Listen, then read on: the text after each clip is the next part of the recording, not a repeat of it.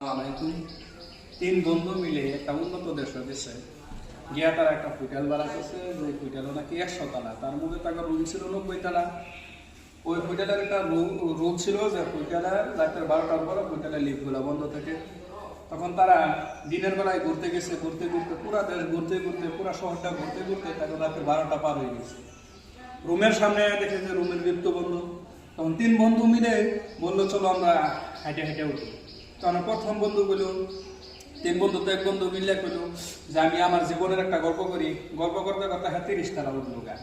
2 নম্বর বন্ধু সেরকম গল্প, হ্যাঁ জীবনের গল্প করতে করতে হ্যাঁ 30 তলা উঠলো। তৃতীয় বন্ধু সেরকম ভাবে গল্প করতে করতে করতে তার এই 90 তলা উঠলো।